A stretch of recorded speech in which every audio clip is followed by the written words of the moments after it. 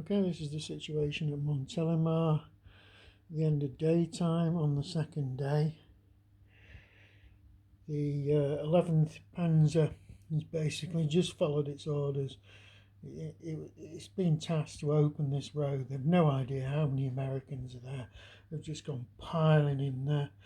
They've got 4 companies of Panther tanks, which have proved to be virtually unstoppable. They managed to easily demolished the American tank destroyer company that was standing in its way, and they've also managed to rout another company of Shermans defending the pass.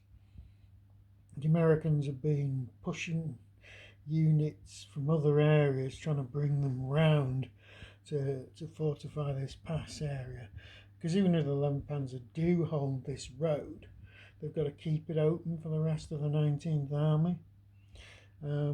Position on the immediate heights here where the French are trying to hold. The French have lost some ground there. The Germans are pretty close to overwhelming the summit of the hill there. They're not really put much pressure on this outlying hill here and none over here. The idea is to try and keep the road open. The strategic road to the north, rather than try and move around the flank of the Americans. There's still relatively few units here. It's really just Task Force Butler against the 11th Panzer here. The 11th Panzer have got an attached Panzer Grenadier Regiment, which is fairly weak though. They've also drawn the traffic chaos again inside Montelimar, but it's not really had much effect because basically because there isn't any German reinforcements coming on. There's another evacuation unit they can use to score points that's arrived, but nothing else. Airstrikes came in during the day. There was a bit of an air superiority battle between the Americans and the Germans. Germans had a couple of squadrons driven off, and the Americans had one driven off.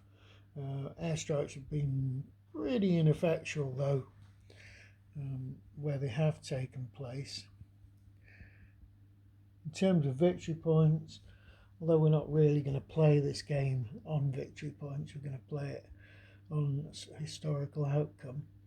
The Americans are well ahead with 9 victory points, and they're also coming up to the end of this turn. They will score for all the hexes that they occupy. So they're occupying 2 green and a yellow, so that's going to give you 4 more victory points.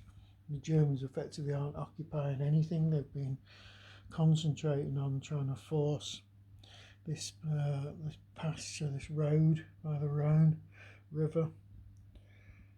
I can't see that Task Force Butler is going to be able to withstand this armoured spearhead that's moving down that road. They just really haven't got the equipment to do that. But even if the 11th Panzer do open the road, can they keep it open? Now we know there's a lot more reinforcements coming in.